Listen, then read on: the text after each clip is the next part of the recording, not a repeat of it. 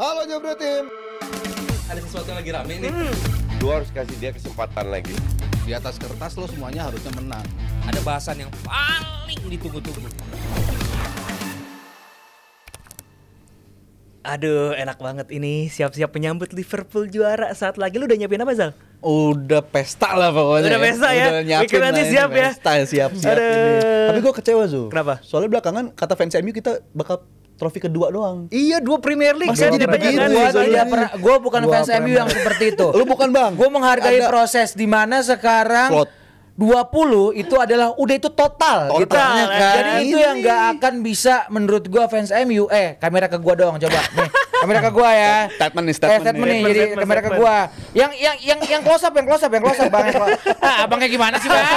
Nah, pokoknya menurut gua nih buat fans MU sekarang kita punya chance Ya. atau ya namanya judulnya gini, 20 times Man United. Nah itu udah tidak bisa lagi. Jadi udah nggak perlu sombong-sombong. Di musim ini adalah musim paling hancurnya MU, tapi masih punya kesempatan sekali lagi di Europa League gitu ya. Ini mau bahas Musim musim terhancur MU Ya kan? sejauh ini. Iya sejauh ini. Iya. So far, Iya. akan lebih hancur lagi kalau juara Europa League ya. Akan lebih hancur lagi. Tapi kan kalau Liverpool udah siap-siap buat menyambut Piala ke-20 nih. Kalau MU udah siap-siap apa nih? Siap-siap untuk bisa memainkan para pemain muda di Liga Inggris, memberikan menit bermain yang lebih banyak Oke. dan lebih fokus ke Europa League. Itulah alasan itu doang yang sekarang bisa gua ngomong gitu ya. Berarti di Premier League sisa pertandingan ini bakal jadi early pre-season buat Amorim. Iya. Early preseason karena Sejak abis datang katanya pre-season. Iya Sampai kan? sekarang. Sampai sekarang preseason terus ya. Habis itu dari nggak tanggal apa-apa, 25 Mei pertandingan terakhir lawan Aston Villa, tanggal 28 Mei lawan Malaysia Asian All Star Langsung Oh, ya. itu the season begins. Iya, the season begins itu lawan season Malaysia 30 Mei lawan Hong Kong. Jadi maksud gua ini ngomongin duit mulu ya, cari cuan terus. Ya udah, kita ngomongin dari Tapi cepet banget ya. Jadi berakhir tuh lu ke sana 25. 25 Itu gua kesana. Sabtu Minggu dong, pasti 25, hari iya, terakhir kan Minggu. Rabunya udah udah di Bukit Jalil. Malaysia. End of season dia. End of season. Kan berangkat Berat kan lu kan. banget. Lu kan tapi Rencana pengen ini berangkat. ketemu sama pelatihnya Asian All Star kan. Kan jadi gitu kan pelatih Vietnam ya. Pelatih Vietnam. Tim sana. Sik. Nah, Jal, Oi. ya gue lihat dari POV fans Liverpool lah. Ya. Lu kan pasti happy nih. Happy.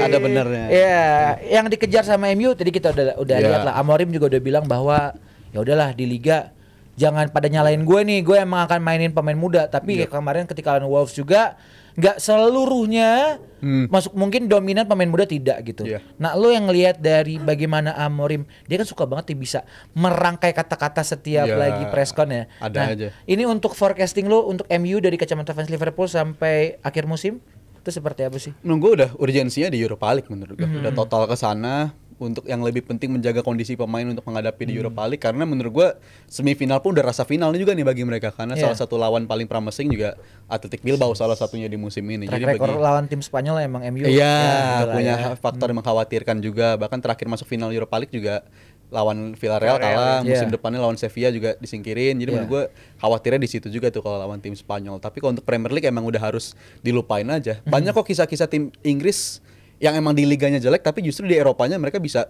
berlangkah lebih bagus gitu. Chelsea Spurs musim ini. Liverpool sering ya. Liverpool juga ketika juara kan di Istanbul kondisinya lagi jelek gitu. Iya. Chelsea juga sama Di Matteo juara lagi jelek. Chelsea sama Tuchel juga di liganya udah dilepas waktu itu. Jadi menurut gua ya emang fokusnya harus ke arah sana bagi MU, dan mereka punya pemain-pemain yang emang di Eropa.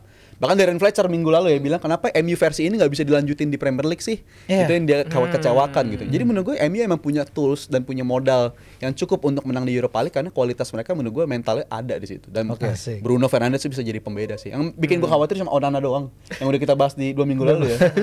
Sulit ngebayangin tim Iya. juara di kasta Eropa tuh kalau punya kiper yang sering blunder gitu. Karena itu jarang terjadi. Loris Karius. Ada Loris Karius juga tuh. Dan Masuk kena Liverpool mental harus ya. Lepas dulu baru juara kan. Jadi menurut gue yang bisa nganterin MU juara ya punya pemain yang bisa ngelakuin itu, tapi punya juga macam pemain kayak Onana tuh bisa membahayakan mimpi mereka tuh untuk ngejar Europa Lo League. diliatin sama Onana tuh. Ya, diplototin Langsung ada lu. dia kan, bener. Langsung diplototin. Ini bahaya lu. itu. Nah, bahaya. Mas, gua kalau ke Mas Dirsi mungkin lebih coba ngulik lebih dalamnya adalah karakter pelatih seperti Amorim. gitu. Apakah dia memang sebenarnya capable untuk bisa lebih jauh dengan MU? Gue tahu Mungkin- Amorim sekarang sulit gitu ya dengan yang pemain seadanya dan juga pasti banyak intrik-intrik internal yang tidak terekspos media. Cuman lo ngebaca atau ngelihat pelatih dengan karakter Amorim itu seperti apa sih, Mas? Ya, pertama kita lihat dari pemilihannya juga manajemen kan tahu ya ini pelatih dengan satu set karakter melatih yang kita tahu pasti nggak akan cocok dengan pemain yang ada sekarang. Mau dia ubah kayak gimana pun akan sulit ya. Dan beberapa pemain harus diteruskan karena emang nggak ada tempat aja di formasi dia. Si Anthony harus dilanjutin di Betis dan main bagus sekarang. Rashford juga dan main bagus di Villa walaupun pasti akan balik lagi karena duitnya kan gajinya terlalu besar ya. Siapa yang bisa handle? Dan ini adalah pilihan manajemen untuk mendatangkan seorang pelatih dengan karakter yang beda banget dengan pelatih sebelumnya, sepak bola yang ingin dia lakukan, identitas permainannya, cara berkomunikasi dengan skuadnya. Kalau Amorim kan suka lihat skuadnya dari jauh tuh, suka komunikasi dari jauh. Latihan di Carrington ujung ke ujung ya, pemain di mana, pelatih di mana. Iya, ya itu pilihan mereka. Tapi kalau sekarang emang dibilangnya ya udah Premier League adalah ajang bagi para pemain muda, menurut gue bagus karena kita tahu Carrington itu selalu melahirkan pemain-pemain muda bagus kan, ada rentetannya kan berapa ribu pertandingan itu nggak pernah putus pemain yang jebolan dari akademi Man United. It's good, ini jadi ajang mereka buat main. Harry Armas main lawan Newcastle, main juga lawan Wolves, terus ada back satu lagi yang lebih muda ya, yang di tengah ya, back tengah itu juga jadi bisa jadi masa depan, pemain masa depan yang bagus, walaupun ya mungkin mereka juga perlu loan masa peminjaman ke depannya, tapi at least ini jadi karena mereka udah nggak terancam apa-apa kan di Premier League. Mungkin cuman pride doang, apakah bisa lebih tinggi dari Spurs apa enggak gitu. Betul. Dan ya udah sekarang semua egg-nya itu, semua telurnya itu ada di basket Liga Eropa. Yang menariknya juga Atletik juga melakukan hal sama ya, karena mereka beberapa pertandingan nggak mainin si Nico Williams gitu kan, terutama lawan Real Madrid kayaknya untuk menjaga kondisi juga, karena Atletico ini punya insentif besar sekali. Atletik punya insentif besar untuk menang lawan Man United karena final Liga Eropa akan ada di San Mamés, akan dimainkan di San Mamés, dan mereka pasti akan melakukan segalanya juga untuk bisa tampil di final lawan Bodo Glimt. Spurs sedih lagi. Enggak Spurs. Tapi kalau dua-duanya Spurs sama MU kalah lawan Bodo Glimt baru tuh lucu. Enggak damai enggak lah. Tapi realistisnya emang Spurs dan Man United di final ya. Itu yang akan jadi final ideal buat bagi banyak fans di Inggris juga. Dan ya kalau apa yang Man U lakukan ya udah, toh lawan Wolves juga seharusnya kan nggak kalah kan. Kalau misal si Garnacho aja bisa 3 assist, Højlund kayak gitu, mereka still create chances, masih bisa bikin chances bagus. Cuman finishing akhir sepertiga akhir ya karakteristik tim yang emang lagi down aja. Iya. Tapi katanya di Bang Kabrar dibilang katanya peringkat 15 bukan cuman sih. Emang udah menyedihkan sih Brar ya. Jadi buat fans MU sekarang kalau lu masih ada narasi-narasi sombong tuh buat apa coba? Apa yang mesti lu sombongin sih sekarang? Udah, lo terima aja musim ini emang Liverpool yang juara. Kalau lo dicengin udah telan aja. Jangan marah-marah. Gue masih suka bingung jauh soalnya. Banyak suka kreator-kreator tuh yang marah-marah mulu gitu. Kesel gitu buat apa sih kesel-kesel? Lu nonton MU masih baru apa gimana sih gitu? Harusnya lu udah pasrah aja gitu. Berdamai dengan hati. Ya meskipun kesel nggak usah dibawa ke konten gitu. Tahu banget biar bisa engagement gitu ya. Apalagi yang nggak ngerti MU tapi ngomongin MU. musim ini. Jangan dipancing di sini ya.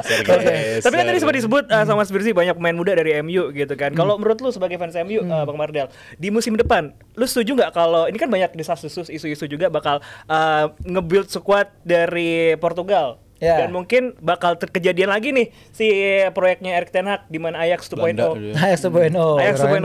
Lu lebih setuju mana?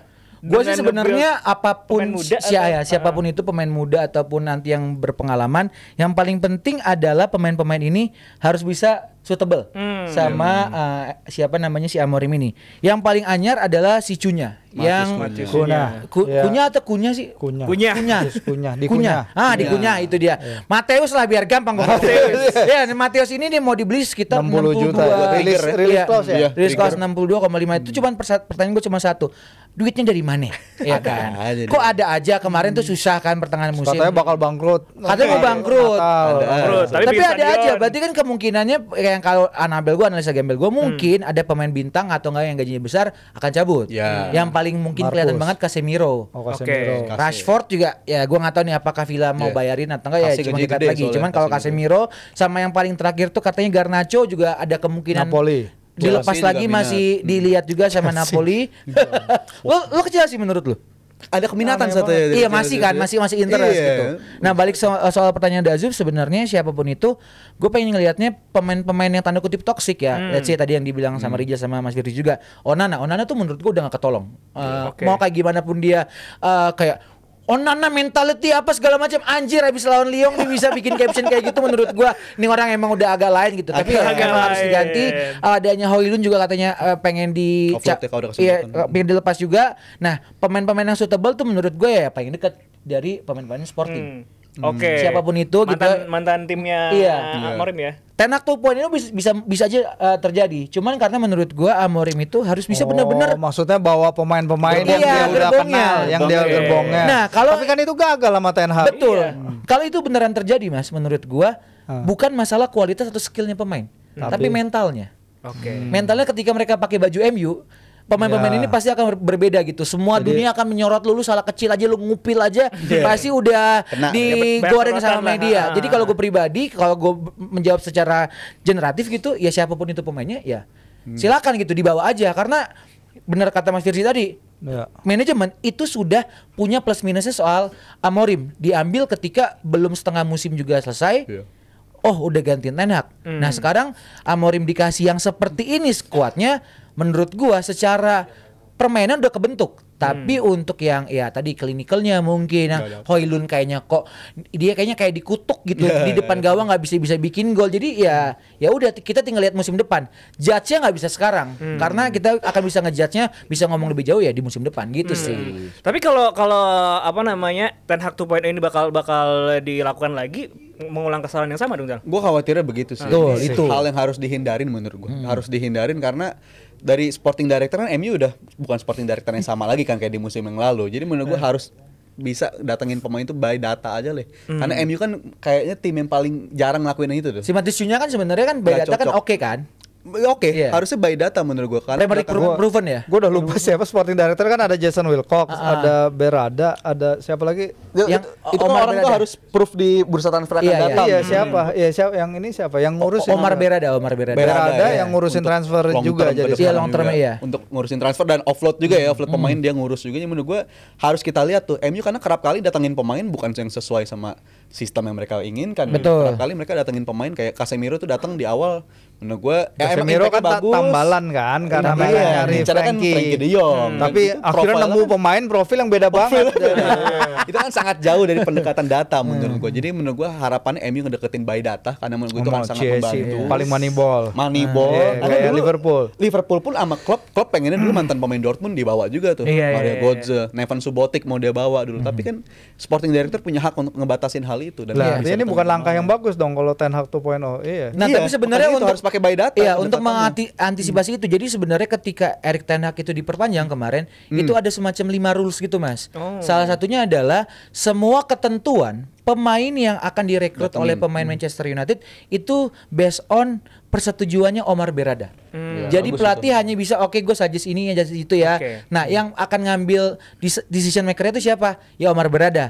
Ini untuk manajemen. Tapi yang gua khawatirkan adalah ketika pemain-pemain yang tanda kutip kok ini kayak nggak jelas pemainnya siapa, itu nyentar jadi pedang bermata dua gitu. Apakah pemain ini bisa perform atau enggak? Yang paling kelihatan sekarang adalah Patrick Dorgu. Karena Patrick Dorgu menurut gua dia belum bisa, ya semua butuh waktu gitu untuk bisa evolve dengan permainan di Manchester United itu juga kayak susah gitu. Enggak, lu katanya ya kan tadi sorotan kan, pemain dengan sorotan siapapun yang main di MU sorotannya. Iya, iya. Terus kenapa ngambil back Lecce berusia 20 tahun di saat musim ini lu lagi berantakan, itu kan bikin Deg-degan. Deg-degan, Oke. iya. Kalau gua ngeliat dari situ adalah United tuh pengen ada long term. Gitu. Oh, Long tapi termnya adalah susah. ketika dia datengin Leni Yoro dengan umur sekian. 18. Meskipun katanya dulu Yoro sebenarnya nggak mau ke MU tuh. Gitu. Terus juga ada si terus juga ada si siapa namanya yang terakhir tadi Dorgu gitu ya. Nah, gue ngelihat ada juga proyeknya Omar Berada ini di tahun 2028 target juara. karena itu 150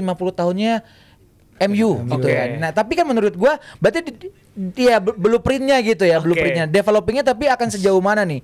Nah, salah satu alasan yang gua ngeliat kenapa Amorim dipilih, dia kayaknya bisa untuk nurture para pemain-pemain muda ini bisa lebih baik. Tapi sekarang skalanya adalah ini MU loh. Semua mata tertuju padamu gitu. Apakah Amorim capable atau tidak? Gue tidak bisa bilang untuk di musim ini. Gue bilang enggak atau iyanya. Karena kita akan lihat pembuktinya di musim depan. Betul. Apakah musim depan pertengahan musim bisa cabut? Bisa saja. Cuman itu akan jadi blunder manajemen gitu. Dan kalau ngeliat konteks seberapa buruknya MU di musim ini, kalau tabel klasemen dan hasil dari tim-tim Premier League lawan 3 tim degradasi terbawah nggak dihitung, MU bakal ada di peringkat 17, which is mereka bakal jadi dasar klasemen tuh. Yeah. Kalau 3 tim terbawah terburuk ini disingkirkan hasil-hasilnya. Jadi menurut gua faktor MU emang udah seburuk itu di musim ini. Yeah. Dan kalau dari segi perekrutan, mungkin rekrutan pertama dia kan Dorgu ya. Dikatakan Dorgu sama Amorim. Ini pun juga posisinya kan kanan di kiri.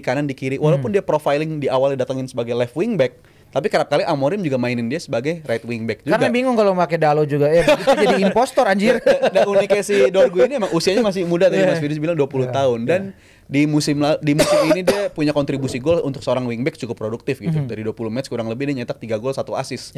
Dan semua gol itu datangnya ketika dia main sebagai right wingback. Jadi menurut gue itu penentuan hal detail itu dari segi posisi pun juga akan sangat berpengaruh. Dan kelihatan Dorgu juga sejak datang ke United pun juga menurut gue belum nemu perform terbaik dia. Mau di posisi di kirinya, posisi asli dia atau di kanan dia. Bukan posisi asli dia, tapi untuk produktivitas gol justru datangnya dari kanan-kanan terus dia tuh ketika di Lecce. Jadi penentuan hal semacam itu menurut gua akan sangat menentukan bagi karir Amorim ke depannya. Iya, betul. Jadi sekarang kita sudahi dulu bahas MU-nya. Ini pasti banyak yang bilang, "Bang, jangan bahas MU mulu, Bang. Peringkat 15, Bang. Bahas Liverpool, Bang." Siap, kita bahas Liverpool.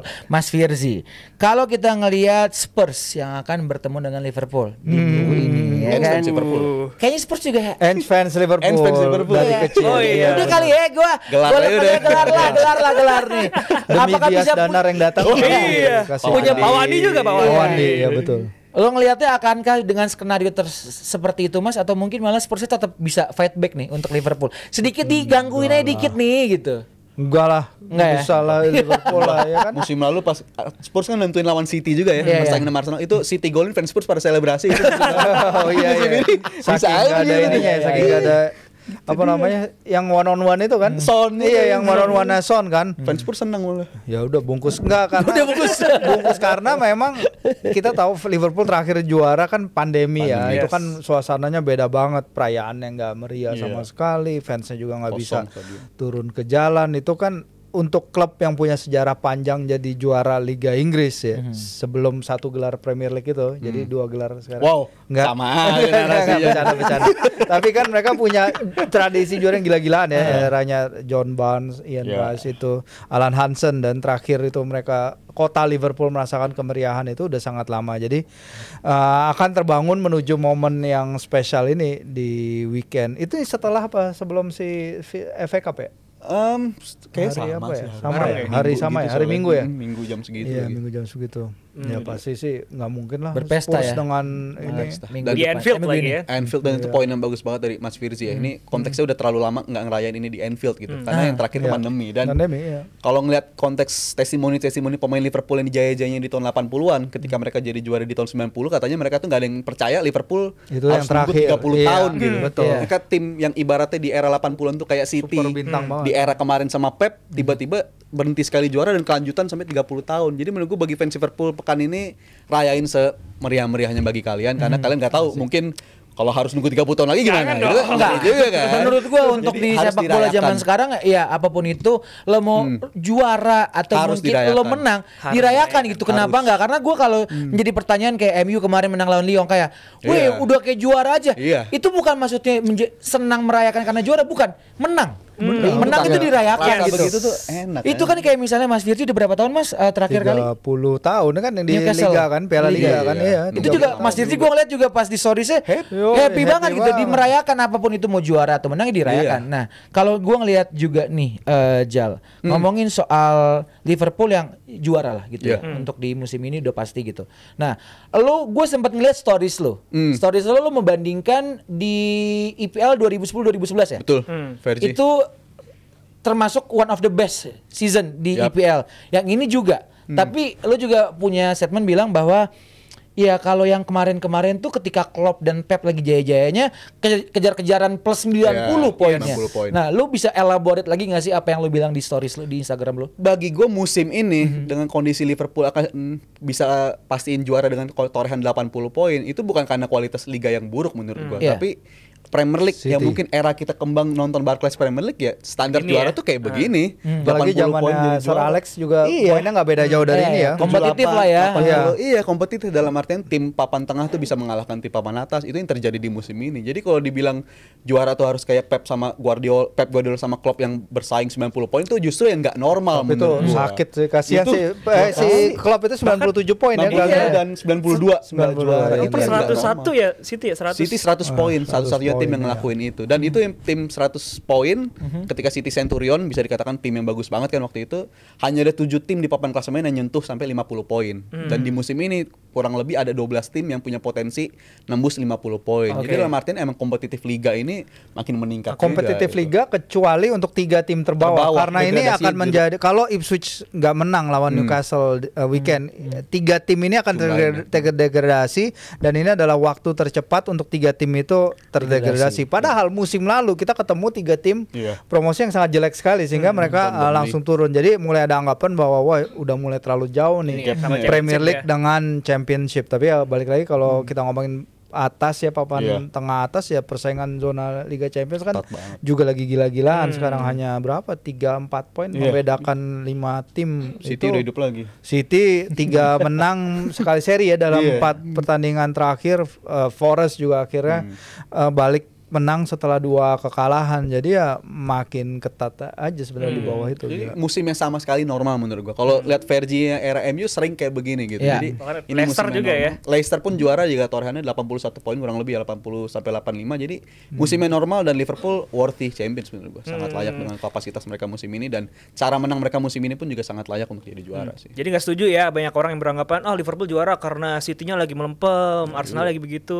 Nggak setuju ya. Justru Arsenal kayak begitu kayak gimana? Enggak, maksudnya kan begitu mulu tiap musim. semifinalis Liga Champions loh. Iya, Semifinalis loh. Ini Tapi kan 3 tahun peringkat 2 terus. Itu dengan investasi segitu ya Iya. berat juga sih. Oke. sebenarnya. Oke. Singkat, padat dan jelas untuk end of era dari Vardy, Bapak Rizal. Singkat saja.